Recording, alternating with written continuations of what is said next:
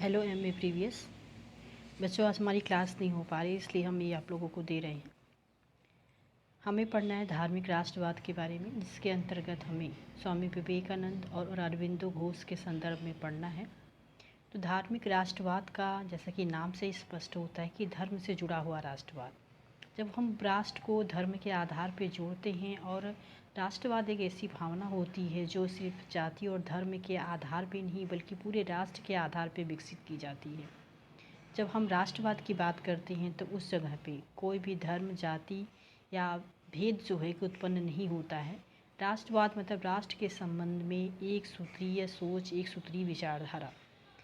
तो धार्मिक राष्ट्रवाद का एक तरह से कहें तो हम बहुत बड़े समर्थक थे स्वामी विवेकानंद। स्वामी विवेकानंद में जो मानववादी सोच थी, वो पॉलिटिशियन नहीं थे परंतु बहुत बड़े ही धार्मिक व्यक्ति थे।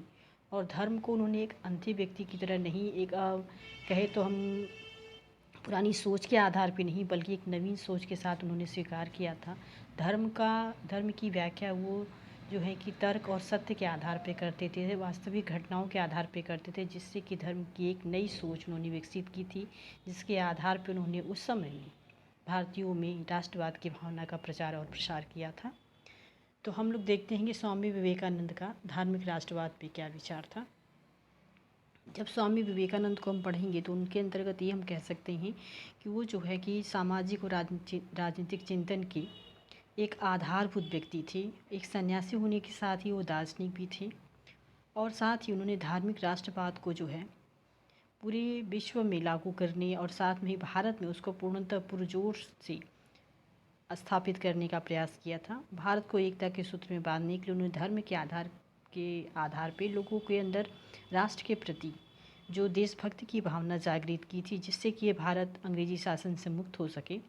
इसी विचारधारा को उन्होंने आगे बढ़ाया और भारत को जो है कि स्वतंत्र होने में सहायता प्रदान की।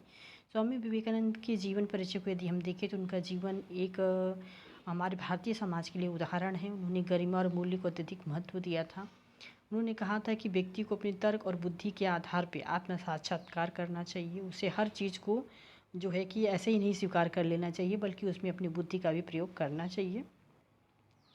स्वामी विवेकानंद जो थे, उन्होंने जो है कि उनका जन्म एक तरह से हम देखें तो 1863 में कोलकाता में हुआ था, और एक सन्यासी के रूप में उन्होंने जीवन यापन किया।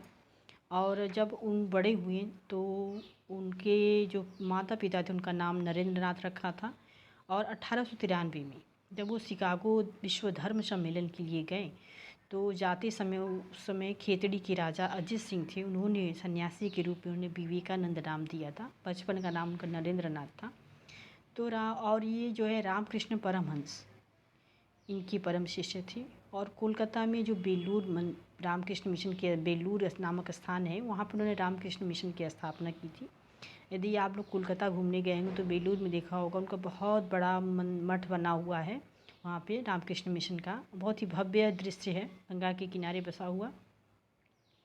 तो भारत में जातिवाद की समस्या हो या अधिकारवाद की बुराइयां हो, जनार्दन के प्रति उन अपने कर्तव्यों को उन्होंने स्थापित करते हुए शिकागो में गए। उन्होंने विश्व धर्म सम्मेलन में जो है कि भाषण दिए और विश्व को ये संदेश दिया कि आप भारतीय या विदेशी होने की स्थान पे सबसे पहले आप मानव हैं। यानी मानववादी सोच को जो स्थान स्वामी विवेकानंद ने दिया, शायद ही किसी विचारक ने दिया हो। स्वामी विवेकानंद का ये मानना था, हालांकि एक फेमस स्टोरी उनके मामले में है कि जब वो वहाँ पे गए थे तो सभी ग्रंथ रखे गए थे और भारत की जो गीता है उसको सबसे नीचे रखा गया था। तो अंग्रेज़ों ने हंसी उड़ाते हुए कहा कि देखो तुम्हारी गीता सबसे नीचे दबी हुई, पर उन्होंने उस समय कहा था कि हमारा जो धर्म ग्रंथ है वो दबा हुआ नहीं बल्कि वो सभी धर्म ग्रंथों का जो कि आधार है। यदि मैं इसे नीचे से निकाल दूं तो सारे धर्म ग्रंथ गिर पड़ेंगे। तो इस तरह से उन्होंने मानव के प्रति सच्ची भावना रखते हुए उन्होंने कहा था, मेरे प्रिय भाइयों और बहनों से संबोधन किया तो जो तालियों की गड़गड़ाहट थी पूरी गूंज उठी थी, क्योंकि उनका मानना था कि हम कहीं भी पैदा हों, किसी भी धर्म में हो पैदा हों, किसी भी जाति में किसी जगह भी पैदा हो, परंतु हमारे अंदर मानववादी सोच होनी चाहिए। तो इसके आधार पर उन्होंने मानववादी सोच का विकास किया था। और धार्मिक राष्ट्रवाद के संदर्भ में वो मानते थे कि एक गरीब की सहायता, किसी की सहायता, उसको आगे बढ़ाना, उसके जीवन में खुशियाँ लाना बहुत बड़ा काम है। इसलिए इस संदर्भ में उन्होंने जो है गरीब व्यक्तियों को दरिद्र नारायण की संज्ञा दी थी। मतलब वो दरिद्र है, गरीब है, परंतु नारायण है, भगवान का स्वरूप है, ये समझ के उसकी सेवा करिए। तो स्वामी विवेकानंद आध्यात्मिक साधना के परंपरागत नियमों से अलग ईश्वर के अस्तित्व के प्रतिनिधि मानव को मानते हुए मनुष्य को ही उन्हें आगे बढ़ाया था। आप यहाँ देखिए धार्मिक राष्ट्रवाद दिया हुआ है। और साथ ही स्वतंत्रता का महत्व व्यक्त करते हुए स्वामी विवेकानंद ने कहा था कि आध्यात्मिक साधना के साथ आध्यात्मिक स्वतंत्रता भी अत्यंत आवश्यक है। मानव जो पीड़ित है उसकी सेवा में जुड़ जाना, उसकी सेवा करना ही असली साधना है। उन्होंने जो है कि समाजवाद के बारे में भी कहा था कि समाजवाद वह नहीं है जो पश्चिम में व्याख्या की जाती है, बल्कि समाजवाद वह है जिसे मनुष्य की समानता पे बल दिया जाता है। उन्होंने कहा कि मैं इसलिए समाजवादी हूँ, मेरा मानना है कि मैं सर्वगुण संपन्न नहीं हूँ। यदि मैं किसी भूखे व्यक्ति को आधी रोटी भी मिल जाए तो वो उसके लिए काफ़ी अच्छा होता है, तुलना में कि उसको कुछ भी न मिले। तो इसलिए उन्होंने कहा था कि हम समाजवादी इसलिए हैं कि हम भूखे और गरीब लोगों का जो है कि उत्थान चाहते हैं, जिससे कि हमारे देश का उत्थान हो सके। स्वामी विवेकानंद ने राष्ट्र के उत्थान का दायित्व हिंदू धर्म को सौंपा था, फिर भी उनका विश्वास था कि जाति धर्म आदि के पीछे मनुष्य को नहीं भागना चाहिए।